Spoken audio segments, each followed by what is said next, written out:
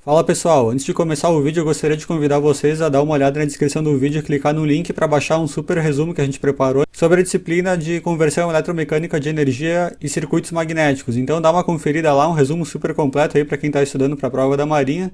Dá uma olhada lá, então segue o vídeo, valeu! Então pessoal, vamos resolver hoje a questão número 4 do ano de 2018, tá? Sobre circuitos magnéticos e conversão de eletromecânica de energia. Ele fala aqui que um atuador eletromecânico rotativo construído com núcleo de material ferromagnético de elevada permeabilidade, né, significa que a permeabilidade do material é muito maior do que a do entreferro, portanto a relutância magnética do material aqui é desprezível, né, a gente vai ter só a dos dois entreferros aqui, é excitado em corrente contínua, né, então aqui a gente vai aplicar uma corrente contínua nessa bobina. A geometria do dispositivo é mostrada na figura abaixo, então aqui ele dá uma série de características, o número de espiras, raio do rotor, dimensão do entreferro, né, o G, que é a largura do gap aqui, largura do núcleo, que é o A aqui, né, dessa parte aqui, também da peça do rotor aqui, profundidade do núcleo da peça inteira é B igual a 100 mm, corrente de excitação I, né, em amperes, e permeabilidade do ar 4π vezes 10⁻⁷, sendo assim faça o que se pede. Bom, antes de começar o exercício aqui, a gente teria que prestar atenção em duas situações, tá? Que é a situação de relutância máxima e a situação de relutância mínima. Quando o eixo do rotor aqui ele estiver alinhado exatamente dessa forma aqui, né? Com a ponta aqui do rotor alinhado com a ponta aqui da face polar aqui do estator, eu vou ter a relutância máxima, né? Porque o fluxo magnético aqui teria bastante espraiamento aqui nessa situação, né? Ele não conseguiria fazer o caminho aqui, supondo que essa distância aqui é muito maior do que a distância G, né? Do gap. Então essa aqui é a situação de relutância máxima. E a situação de relutância mínima é quando o eixo do rotor está perfeitamente alinhado aqui com o eixo do estator, né? Ou seja, o ângulo aqui, esse ângulo aqui seria zero nessa situação aqui da direita. Porque o eixo magnético do rotor, que é essa linha pontilhada, está exatamente alinhada com o eixo magnético do estator, que é essa pontilhada aqui em cima. Então, situação de relutância mínima. A questão é que para a gente calcular a relutância, né, desse sistema, que são as relutâncias dos dois entreferros, a gente vai precisar saber o comprimento desse arco de circunferência, porque a profundidade é B, né, da peça, mas essa largura aqui, né, para calcular a área do entreferro, ela é uma função desse ângulo θ aqui. Então nessa situação aqui eu vou ter um ângulo x, que a gente vai calcular, né, depois ele, e nessa situação aqui o ângulo ele é zero, ou seja, a peça está perfeitamente alinhada aqui com a peça do rotor está perfeitamente alinhada com o do estator. Bom, primeiramente, então, no item A, ele pede para deduzir uma equação literal para o torque mecânico produzido pelo atuador em função dos parâmetros geométricos e da corrente de excitação. Desconsidere qualquer espraiamento ou dispersão de fluxo magnético. Como o nosso sistema aqui é linear, né, a gente desconsidera aqui a relutância do núcleo e qualquer eventual variação que a gente poderia ter aqui, né, as únicas relutâncias vão ser as dos dois gaps que a gente tem aqui em cima e embaixo. Então, para sistemas lineares, a energia que é armazenada no campo magnético, né, nos entreferros, é dada por L, que é a indutância da bobina, né, que também é uma função aqui desse ângulo θ, né, de abertura aqui do rotor, vezes I ao quadrado sobre 2. O torque, né, ou conjugado exercido por esse campo magnético aqui nessa peça do rotor, ele vai ser dado pela derivada da energia, né, ou seja, a taxa de variação da energia em relação ao parâmetro que pode variar aqui no circuito magnético, que é o ângulo θ, né, esse ângulo aqui. Então, I ao quadrado sobre 2 vezes dl dθ. Agora o nosso próximo passo é buscar uma expressão aqui para o L e depois fazer a derivada dele, né, para conseguir a expressão aqui para o torque. Bom, como eu havia dito para vocês, né, a gente vai precisar calcular a relutância magnética, né? Para calcular a indutância eu preciso calcular a relutância magnética, e para calcular a relutância eu preciso da área aqui desse entreferro, do de cima aqui e do de baixo. Para a gente conseguir calcular essa área a gente tem o B, que é a profundidade, mas a largura aqui ela é uma função do ângulo θ, né, desse ângulo aqui. Então a gente precisa descobrir qual que seria a função que me dá aqui essa largura em função desse ângulo aqui. Se a gente olhar aqui, né, esse R aqui é o raio dessa circunferência pontilhada aqui que passa exatamente na metade aqui do entreferro, né. A gente vai desenvolver uma expressão aqui, né, para achar o comprimento do arco de uma circunferência, que é justamente a porção aqui onde a porção em que o estator e o rotor aqui estão alinhados, que é justamente essa abertura angular aqui. Então nesse pedacinho aqui do rotor aqui, é o pedaço onde o fluxo magnético vai atravessar. Essa parte aqui da esquerda aqui existe espraiamento, tá? Então o fluxo magnético não passa por aqui, assim como aqui embaixo essa parte aqui também a gente desconsidera, né? O fluxo passa só reto aqui nessa parte aqui do G, né? Que é o comprimento do entreferro. Então o nosso objetivo aqui é buscar uma função aqui para esse pedaço, né? Para esse comprimento de arco de circunferência em função desse ângulo. A expressão seria essa daqui, né? A gente sabe que o comprimento de uma circunferência é 2πr, né? onde o R aqui é esse raio, que na nossa figura é esse R maiúsculo aqui também.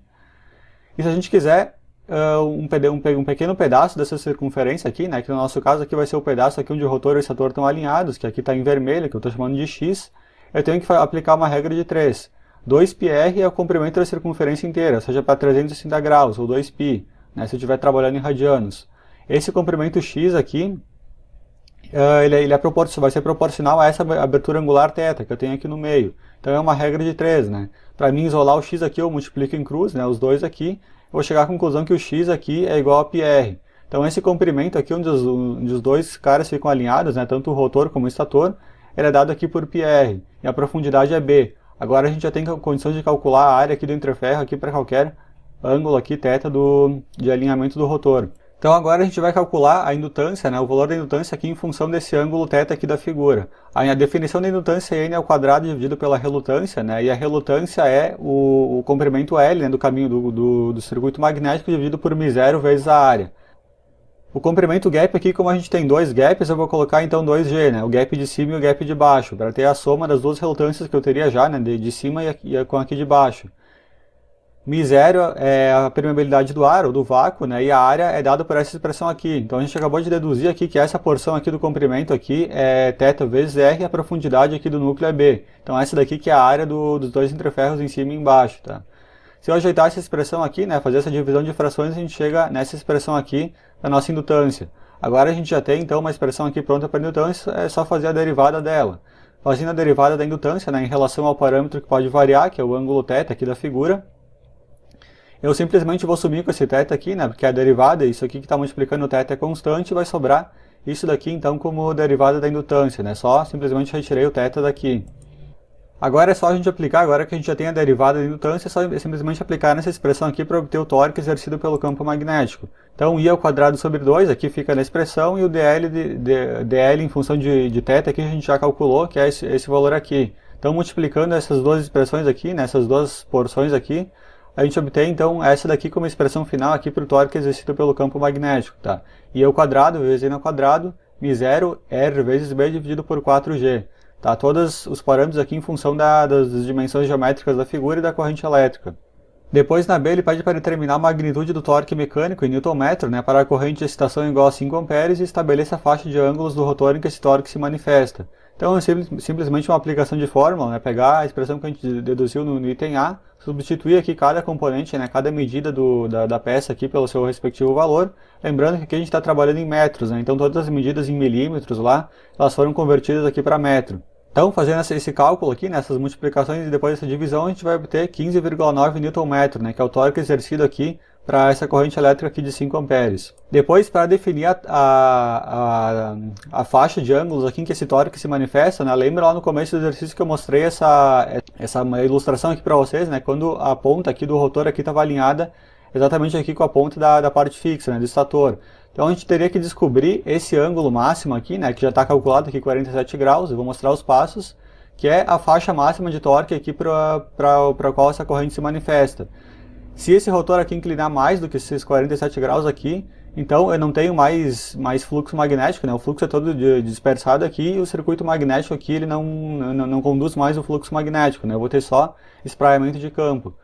Para a gente chegar nesse valor de 47 aqui, né, vamos olhar para essa figura da esquerda aqui, que é um triângulo isósceles que eu montei aqui em cima da figura. Essas duas medidas vermelhas aqui, elas são exatamente o valor do raio que eu tenho aqui, que é 50 milímetros, né, que vai exatamente até a metade aqui do entreferro.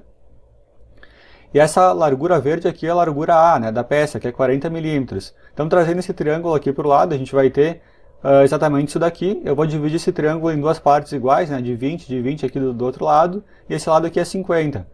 Para a gente conseguir determinar esse ângulo, o θ aqui é muito simples, né? Esse ângulo ele nada mais é do que o ar cosseno do cateto oposto, que é 20, dividido pela hipotenusa, que é 50. Então, fazendo o ar cosseno disso daqui, eu vou obter 23,5. Se vocês fizerem essa divisão aqui, 20 por 50, vocês vão obter aproximadamente 0,4. Né? Se a gente consultar a tabela no final da prova lá, né, a gente vai ver que o ângulo cujo seno dá aproximadamente 0,4 seria 23 graus. Né? Eu aqui coloquei o valor mais exato, né, 23,5, mas se tivessem colocado também 23, depois não ia fazer tanta diferença nos cálculos. Então 23,5. Então esse ângulo θ aqui que a gente calculou, né, ele é, na verdade, esse ângulo aqui, que estaria aqui no meio, ó, se a gente olhar para essa figura, esse ângulo aqui. Se eu pegar esse rotor aqui e girar, né, a ponta dele até encostar aqui nessa ponta aqui, então eu vou ter girado 47 graus, né? Isso acho que é intuitivo, né, de vocês enxergarem. Então é exatamente o dobro do 23,5. Se eu multiplicar 23,5 por 2, eu vou ter então 47 graus, né? Então nessa posição aqui o meu θ era 23,5, se eu rotacionar esse rotor aqui de modo que essas duas pontas fiquem alinhadas, né, que nem a gente está vendo aqui, o ângulo então vai ser 47 graus, tá? Então essa daqui que é a faixa de ângulos aqui para a qual o tórax se manifesta, né? Para θ maior que 0 e menor que 47 graus.